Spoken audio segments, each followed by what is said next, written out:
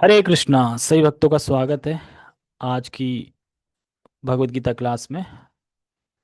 पहले हम मंगलाचरण करते हैं। ओम अज्ञानतिमिरान्धस्य ज्ञानञ्जनाशलाकया चक्षुरुन्मीलितं येन तस्मै श्रीगुरुवे नमः। श्रीचैतन्यमनोभीष्टं स्थापितं येन भूतले स्वयं रूपः कदा मह्यं ददाति स्वपदान्तिकं। वन्देऽहं श्रीगुरो श्रीयुतापदकमलं श्रीगुरून् वैष्णवांश श्रीरूपं साग्रजातं सहगणरघुनाथं वितं तं सजीवं साधुवेतं सावधूतं परिजनसहितं कृष्णचैतन्यदेवं श्रीराधा कृष्णपादान् सहगणललिता श्रीविशाखाद्विषाञ्च। हे कृष्ण करुणा सिंधु दीनबंधु जगतपते गोपेश गोपिका कांता राधा कांता नमस्तते। तप्त कांचन गौरांगी श्री राधे वृंदावनेश्वरी वृषभानुसुते देवी प्रणमामि हरिप्रिये। वाञ्छाकल्पतरुभ्यश्च कृपा सिन्धुभ्य एव च पतितानां पावनेभ्यो वैष्णवेभ्यो नमो नमः। जय श्री कृष्ण चैतन्य प्रभु नित्यानंद श्री अद्वैत गदाधर शिवासादि गौर भक्तवृंद। हरे कृष्णा कृष्णा कृष्णा हरे हरे हरे राम राम राम हरे हरे रामाय रामभद्राय श्री रामचंद्राय वेदसे रघुनाथाय नाथाय सीताय पते नमः।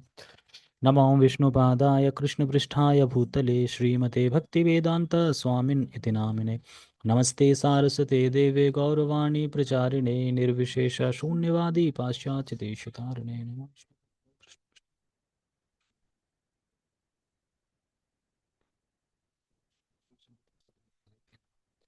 हरे कृष्णा। तो आप सभी भक्तों का स्वागत है आज की भगवत गीता क्लास में। और आज का श्लोक बहुत अच्छा है कि जो कृष्ण से नहीं जुड़े हैं, तो पीछे श्लोक में बोला गया था कि जो कृष्ण से नहीं जुड़े हैं उनकी बुद्धि होती ही नहीं। यानी जो बुद्धि है ये होती ही नहीं है। तो कोई प्रश्न करे, अच्छा बुद्धि होती नहीं है, कहाँ चली जाती है बुद्धि? तो वो आज के श्लोक में बताएंगे बुद्धि कहाँ चली जाती है उनकी। उनकी बुद्धि जो है ना, बुद्धि कहाँ, मन कहाँ, घास चरने गया था क्या? बोलते ना, घास चरने गए थे क्या, या कहाँ चला गया था? क्योंकि हम देखते हैं कि हमारी पांच ज्ञानेंद्रियां हैं, और जब ज्ञान इंद्रिया, जब मन किसी एक ज्ञान इंद्रिया के ऊपर ध्यान करता है, ध्याय तो विषयान पुंसा, ध्यान करता है, तो ही वो इंद्रिया आनंद ले पाती है। अगर मन उस पे मेडिटेट नहीं कर रहा है, मन उस पे ध्यान नहीं कर रहा है, तो आप उस इंद्रियों से जो आनंद है वो ले नहीं पाओगे। फॉर एग्जाम्पल, आपने गुलाब जामुन खा रहे हो आप, ठीक है। अब गुलाब जामुन खाते समय आपके पास कोई आ गया, आपसे बातें करने लगा, कुछ ऐसी बात, कोई चुगली वुगली कहीं की बता दी उसने, तो जिससे आपके कान खड़े हो गए। हालांकि आप जीभ से स्वाद ले रहे हैं, जीभ से खा रहे हैं, क्योंकि मन नहीं लगा है वहां पे। मन कहाँ लगा है? मन कान पे लगा है, सुनने पे। तो आपको पता ही नहीं चलेगा कब आपने गुलाब जामुन पूरा खा लिया, और स्वाद भी पता नहीं चलेगा कि स्वाद क्या था उसका। पता ही नहीं चलेगा कि कब खा लिया, स्वाद क्या था। यानी मन जो था वो किस इंद्री पे मेडिटेट कर रहा था? सुनने वाली पे, कि सुनाओ सुनाओ, अच्छा किसकी निंदा कर रहे हो, सुनाओ सुनाओ, चुगली सुनाओ। तो इसलिए पता नहीं चलता। या फिर एक दूसरा एग्जांपल देता हूं, उससे समझ में आ जाएगा।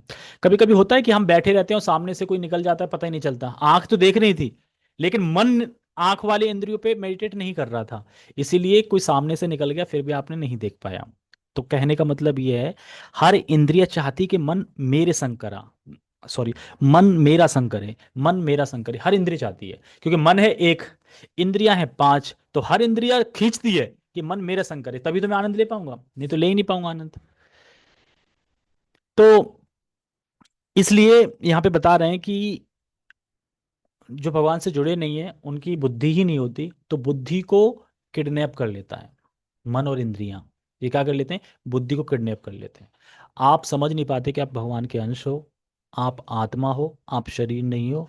एक श्लोक है, यही संस्पर्श जाब होगा दुख, दुख यो न एवताय आदंतवंत कौनतेया ना तेषु रमते बदा। तो ये श्लोक आप भूल जाते हो किस टाइम पे?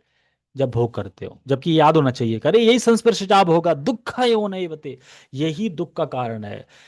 इंद्रियों का संसर्ग, इंद्रियों का स्पर्श भोग के प्रति, यही दुख का कारण है। ये हम भूल जाते हैं फिर श्लोक।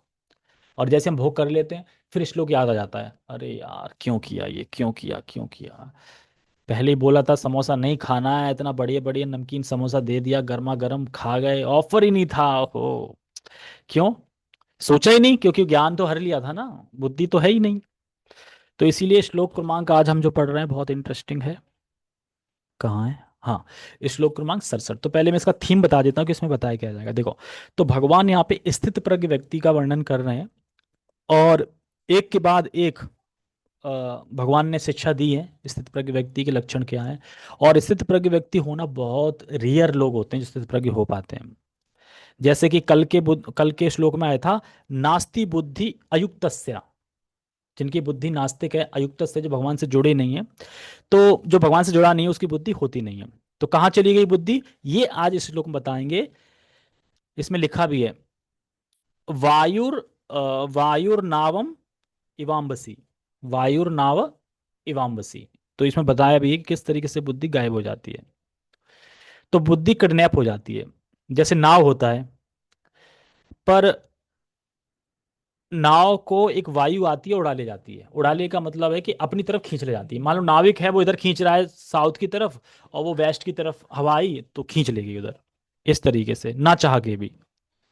तो हवा आती है और उधर खींच ले जाती है। ठीक है, तो ये श्लोक में बताया जाएगा कि किस प्रकार से। तो हम पढ़ते हैं भगवत गीता यथारूप अध्याय 2 श्लोक क्रमांक 67। आप मेरे पीछे बोल सकते हैं। इंद्रियाणाम ही चरताम यन्मनोनु विधीयते तदस्या हरति प्रज्ञाम वायुर्नावम इवाम्बसी। इंद्रियाणाम ही चरताम यन्मनोनु विधीयते तदस्या हरति प्रज्ञाम वायुर्नाव इवाम्बसी। इंद्रियाणाम ही चरताम, चरता वर्ड समझ रहे हैं, चराना। जैसे कृष्ण जब छोटे थे, तो बछड़े चराते थे, बछड़े चराने जाते थे। चराना मतलब समझते हैं ना, चराना, चरता, जैसे चरते हैं ऐसे करके। तो इंद्रिया नाम ही चरताम, यानी इंद्रियां विचरण करती रहती हैं, चरती रहती हैं, विचरण करती रहती हैं। जैसे कि विचरण करता है इंद्रियों में हमारा मन। जो हमारा मन है वो किसी एक इंद्रिय पे विचरण करता है एक टाइम पे। ऐसा नहीं है कि मन मल्टीपल हो गया और हर इंद्रियों पे विचरण कर रहा, नहीं। आप हमेशा याद रखना कि अगर मन एक जगह फोकस है तो दूसरी चीज आप नहीं समझ पाएंगे। एग्जाम्पल, जैसे कि आप कथा सुन रहे हैं, अब बीच में किसी का फोन आ गया, आपने फोन उठा लिया, कथा चल रही है दूसरे फोन पे, तो आपने जितनी देर फोन पे बात करी उतनी देर कथा में क्या बोला गया वो आप नहीं सुन पाओगे। क्यों? क्योंकि आपकी मन कहाँ लगा है, सुनने वाले पे, इधर की फोकस हो गया है।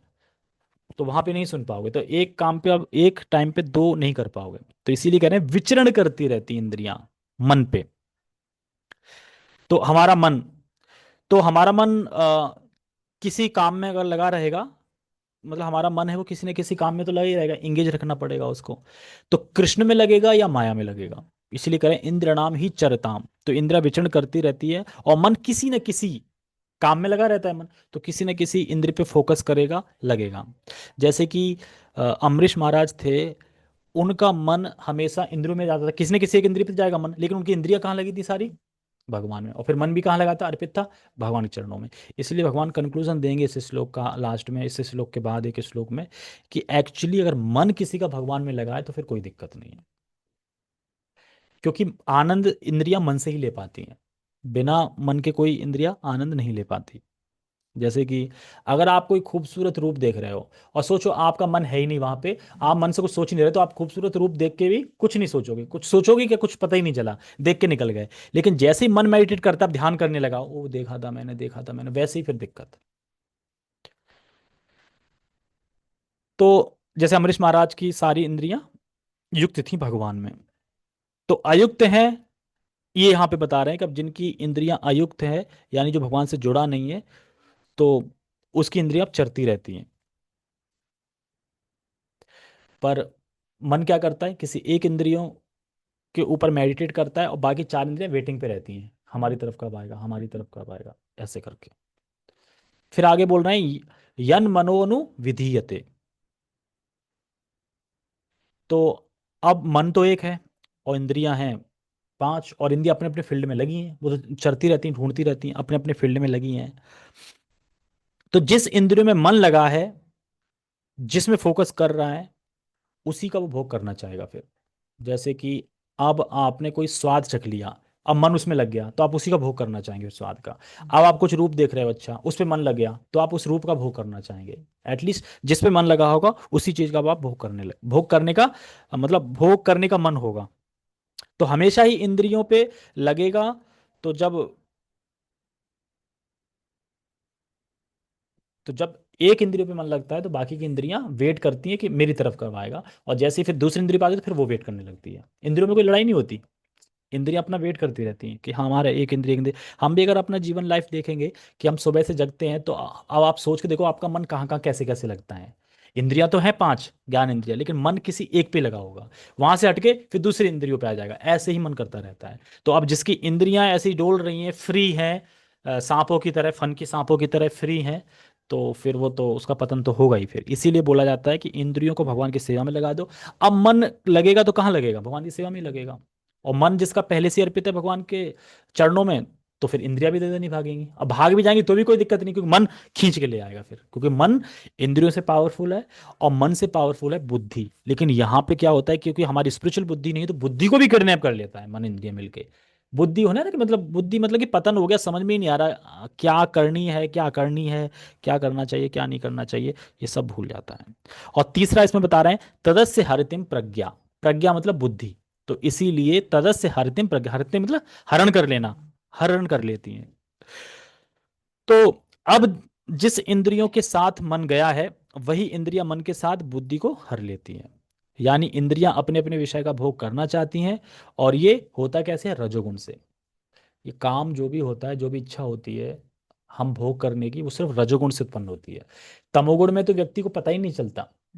देखो दो व्यक्ति ही खुश रहते हैं, एक तो जिसने परम सिद्धि प्राप्त कर ली है, भोगो मन ही नहीं जा रहा है। एक वो जिसको पता ही नहीं है कि मैं कौन हूं क्या है, तमोगुण में है, नशे में है, जहां मतलब कि मैंने बोला ना कि एक पागल व्यक्ति वो गंदी गंदी पॉलिथीन कहाँ है वो ढूंढता रहता है, गंदा गंदा बटोरता रहता है ना। तो उससे कोई मतलब ही नहीं, जहां मन करे लेट जाएगा, जहां मन करे उठ जाएगा, जो मिल गया खा लेगा, उससे शरीर की सुध बुद्धि नहीं है, वो इंसान खुश है एकदम। और एक वो खुश है जो परम सिद्धि प्राप्त कर ली है।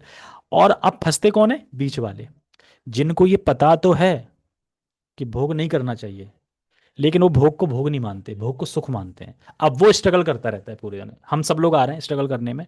हम जानते तो हैं ये भोग है नहीं करना चाहिए, फंसेंगे इससे, लेकिन वो भोग हमको भोग नहीं लगता, वो भोग हमको सुख लगता है और हम लोग करते रहते हैं। तो हम बीच के लोग ही स्ट्रगल करते हैं, क्योंकि जब परम सिद्धि अवस्था में पहुंच जाएंगे तो भोग से विरक्त हो जाएंगे।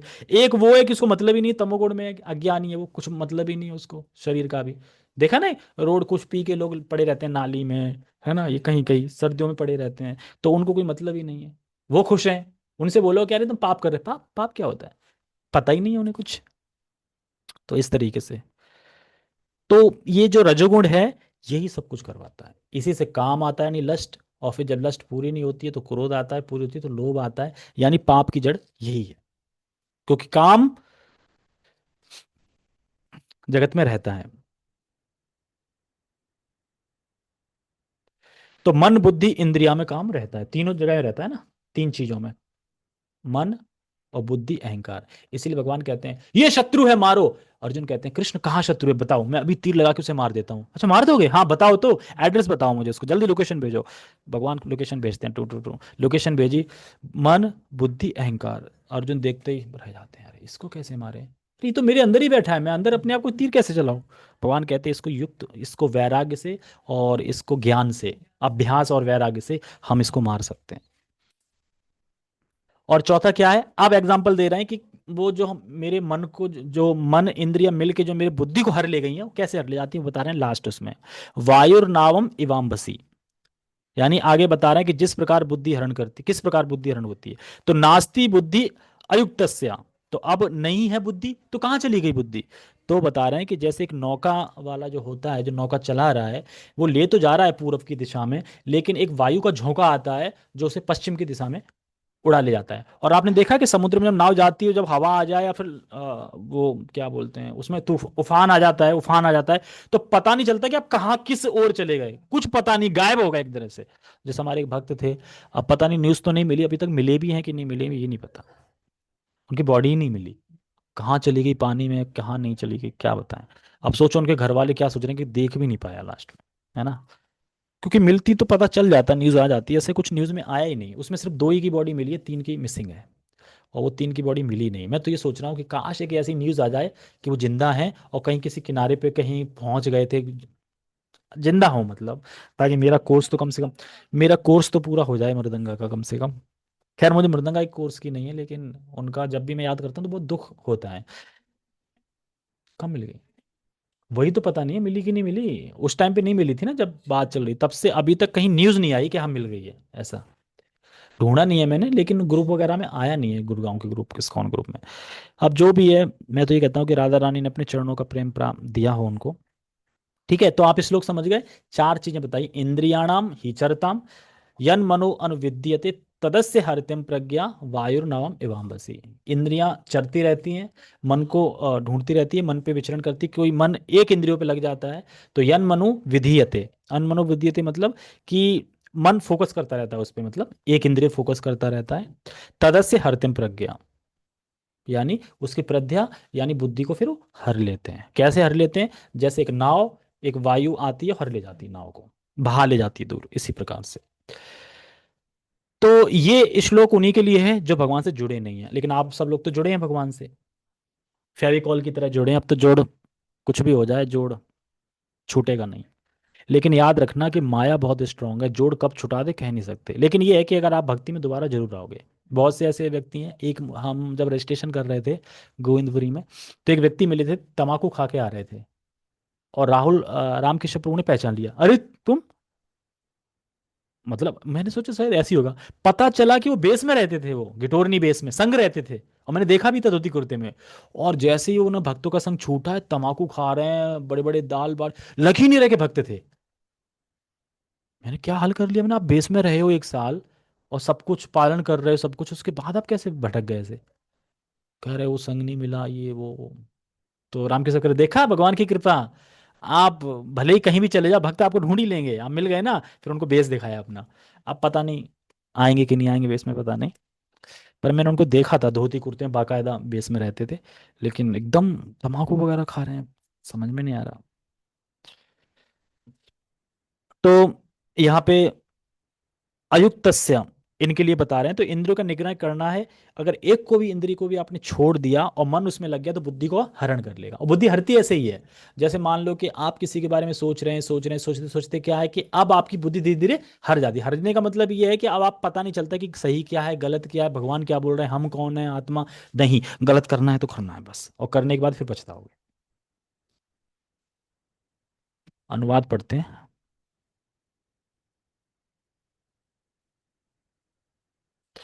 जिस प्रकार पानी में तैरती नाव को प्रचंड वायु दूर बहा ले जाती है, उसी प्रकार विचरणशील इंद्रियों में से कोई एक, जिस पर मन निरंतर लगा रहता है, मनुष्य की बुद्धि को हर लेती है। याद रखना आप लोग कि जो आपके मन में बात चल रही है, जिसका आप सोच रहे हो, वो बात एक दिन मुंह से भी निकलेगी। इसीलिए बोलते हैं ना कि किसी के लिए भी हमें द्वेष या किसी के लिए क्रोध मन में भी नहीं रखना चाहिए। क्यों? मन में आप रखोगे रखोगे, रखते रखते वो कब जुबान पे आ जाएगी आप समझ नहीं पाओगे। वो एक बस टिन चाहिए, मतलब कि एक समय चाहिए, वो जैसे ही आप कुछ गुस्सा या कुछ एक समय मिल गया, आप तुरंत उगल दोगे सब कुछ। क्यों? क्योंकि आप ध्यान कर रहे थे, उस वो मन लगा था उस पे, सोचने पे सोचने पे सोचने पे लगा हुआ था। तो जैसे आपने सुना होगा कि जैसे मन एक निरंतर लगा रहता है तो बुद्धि हट लेती है। जैसे मैंने पीछे भी बताया था कि 5 जानवर ऐसे हैं जो इंद्रियों के कारण ही बेचारे अपने प्राण गंवा देते हैं। हिरन सुनने से, सुनने के प्रति आकर्षित होता है, अपने प्राण गंवा देता है। मछली, जीवा, खाने के प्रति। कैसे? जो पकड़ने वाला होता है ना, वो अपने कांटे में ना कुछ बढ़िया पिज्जा चिपका देता है ऐसे करके, जो मछली को जो पसंद है वो चीज़, मछली कहती है अरे वाह तो बहुत बढ़िया है खाने के लिए, चलो खाते हैं। और जैसे ही वो मुंह में देती है ना, तुरंत ऐसे करता ना, तुरंत वो मुंह के भरे ऐसे निकल पड़ती है, मतलब टंगी चली जाती है मुंह से।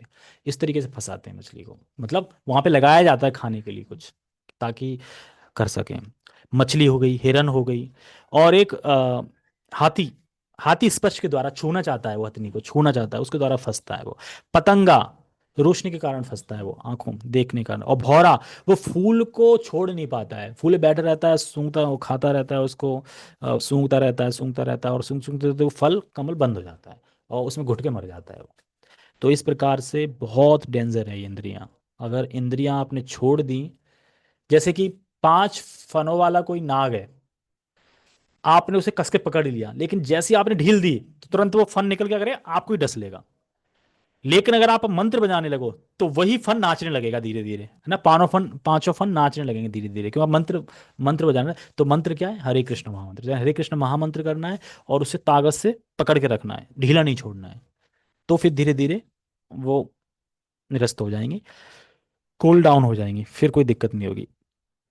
तो यहाँ यही बता रहे हैं कि अब सोचो, हमारी इंद्रियां तो बहुत डेवलप है, जबकि हम भोग के लिए बने नहीं है। देखो, हमारी इंद्रियां डेवलप हैं, लेकिन हमारी सभी इंद्रियों में डेवलप है हमारा बुद्धि। तभी तो हम समझ पाते हैं ना, हम डिफरेंस कर पाते हैं, मैं हूं, ये है, ये वो है, ये सब करा दे। बाकी अगर भोग के उसमें लो तो हम निकृष्ट जो योनि है, पक्षी है, उनसे भी गए गुजरे हैं। पक्षी भी अच्छा भोग कर लेते हैं, हम नहीं कर पाते। हमसे अच्छा पक्षी भोग कर लेते हैं, यानी हमारी इंद्रियां भोग के लिए नहीं बनी है। हमारी एक ही चीज स्पेशल है, तेज है, वो बुद्धि है, उनकी बुद्धि नहीं है तेज। बाकी इंद्रियां उनकी बहुत तेज है। आप देखते हैं ना, बगुला होता है ऊपर देखते बैठा रहता है, आंख इतनी वो है कि देख लेता है कहाँ मेरे लिए मांस पड़ा है, और तुरंत आ जाता है खाने के लिए। या कुत्ता देख लो, कोई भी देख लो, वो कभी थकते नहीं है। अब पक्षी उड़ जाएगा तो मतलब उन पक्षियों या निकृष्ट योनियों की जो इंद्रियां हैं वो हमसे बहुत उच्चतर हैं।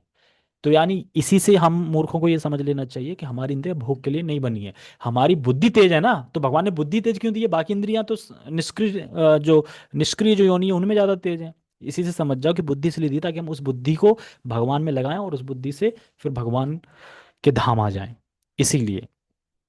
लेकिन हम क्या करते हैं? उस बुद्धि के प्लान करते हैं कैसे भोग करें। आप भोग कर ही नहीं सकते। आप चलो, आपको अगर पसंद है गुलाब जामुन तो कितना खा लोगे? 2 खा लोगे, 3 खा लोगे, उल्टी हो जाएगी उसके बाद चौथे दिन। फिर तो कहाँ भोग कर पाया आपने? भोग तो सामने पड़ा है पर कर ही नहीं पा रहे भोग। तोता, कबूतर, ये कितना भोग करते हैं, कोई कोई भी जानवर ले लो, इस तरीके से। तो यानी बहुत प्रबल है इंद्रियां, और मन एक इंद्रियों पर भी अगर लग गया तो इंद्रिय मन को खींच ले जाएगी। यानी सोचो, स्थित प्रज्ञ व्यक्ति कितना रेयर होगा फिर। स्थित प्रज्ञ व्यक्ति मतलब कि अब जिसकी सारी इंद्रियां वश में है, उसके मन भगवान में अर्पित है, इंद्रियां वश में है, लाइक अमरीश महाराज। तो वैसी स्थिति में उसको स्थित प्रज्ञ कहा जा रहा है। तो सोचो, हम स्थित प्रज्ञ पता नहीं हो भी पाएंगे कि नहीं हो पाएंगे।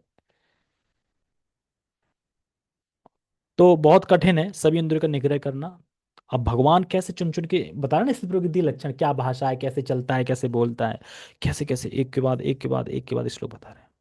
इसीलिए हमें सतर्क रहना चाहिए कि इंद्रियां हमेशा भोग की तरफ जाती हैं और मन हमेशा पाप की तरफ जाता है। तो हमें निग्रह करके भगवान की सेवा में उसे लगाना चाहिए, क्योंकि जैसे ही हमें मौका मिलेगा तुरंत हम पाप करना चाहेंगे। नहीं तो आप देख लेना अकेले में क्या करता है। मैं 2-3 दिन से 2-3 दिन से नहीं, मैं लगभग 1 महीने से देख रहा था कि पहले मैं इंस्टाग्राम बिल्कुल नहीं चलाता था, बिल्कुल भी। मैं सिर्फ पोस्ट करता था और छोड़ देता था। लेकिन अब क्या है कि पोस्ट कर दिया तो 2-3 रील तो दिन में देख ही लेता हूँ। मतलब जो ऐसी जो नहीं देखनी चाहिए, मतलब कि भक्ति वाली नहीं है, वैसे तो भक्ति की देखता हूँ, भक्ति वाली। अब मैं सोच रहा यार ये तो सही नहीं है, इसलिए मैंने डिलीट कर दिया, फेसबुक और इंस्टाग्राम डिलीट ही कर दिया। हटाओ, कुछ नहीं हो रहा है इनसे, टाइम वेस्ट है। क्योंकि मन क्या कहेगा, अरे तुम तो स्पिरिचुअल यूज कर रहे हो ना, डाल रहे हो उसमें दर्शन, डाल रहे हो वो डाल। अरे भाई बतेरो दर्शन डले हैं इंस्टाग्राम पे, जिनको देखना होगा इंस्टाग्राम खोल के देख लेगा, बतेरो डले हैं ना, ऐसा तो है नहीं कि मैं डाल रहा हूँ वही देखेंगे वो, बतेरे देख रहे हैं।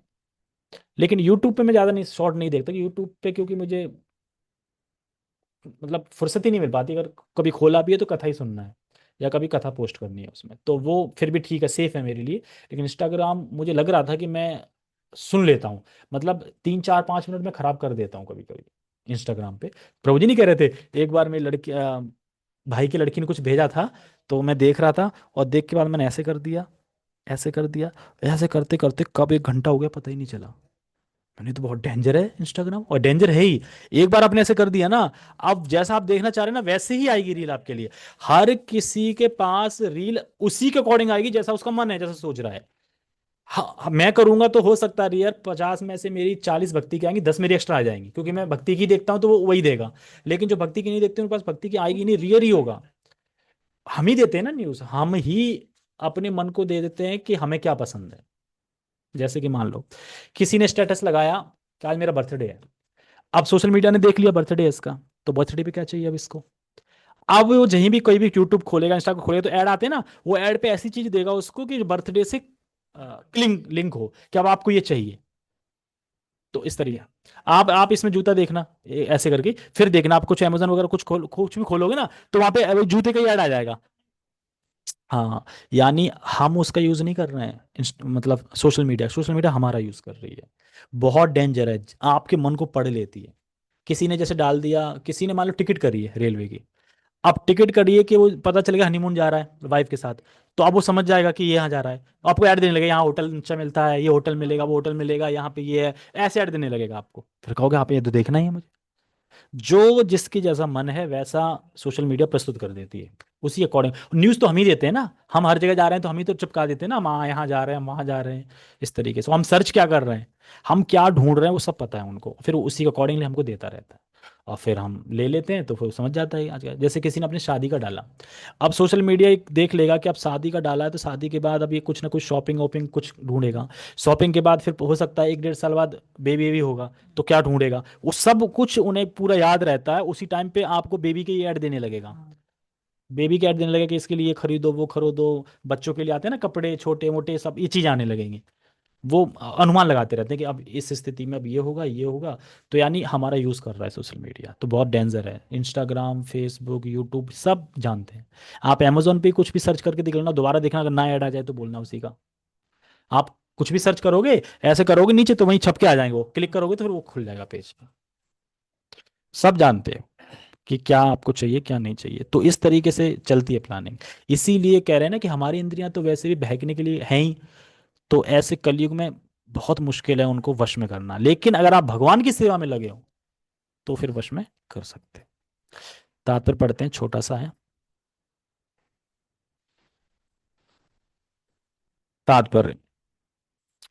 यदि समस्त इंद्रियां भगवान की सेवा में ना लगी रहें, और यदि इनमें से एक भी अपनी तृप्ति में लगी रहती है, तो वह भक्त को दिव्य प्रगति पथ से विपथ कर सकती है। यानी एक भी इंद्रिय अगर कहीं लग गई आपकी अलग से, मान लो आपकी 4 इंद्रियां तो लगी हैं भगवान की सेवा में, एक कहीं और लगी है, तो वही खींच ले जाएगी, मन को भी और फिर बुद्धि को भी खींच ले जाएगी। यही तो डेंजर है, क्योंकि मन उस पे लग जाता है इसलिए। इंद्रियों का सामर्थ्य नहीं है खींचने का। इंद्रियों पे जब मन लग जाता है ना, फिर खींच ले जाता है। इंद्रियां तो जड़ टाइप मान लो ना, उन्हें आनंद कैसे मिलेगा। हमें सुख और दुख मन से मिलता है। तो जब मन केंद्र है ना पूरी इंद्रियों का, तो जब इंद्रिया अगर कहीं भी लगी है लेकिन मन आपका नहीं लगी, तो आपको कुछ पता ही नहीं चलेगा कि कहाँ क्या क्या हो गया। कभी कभी होता है ना कि जैसे कि हमें बेहोश करके इंजेक्शन लगा दिया है, तो अब दर्द होना चाहिए लेकिन फील ही नहीं हो रहा है। क्यों? क्योंकि मन ही नहीं लगा, मन सो रहा है आपका। मन को ही नहीं पता है, तो फिर दर्द भी नहीं हो रहा है। और जैसे ही आपको होश आएगा, जैसे ही मन जाएगा, वैसे ही दर्द होगा।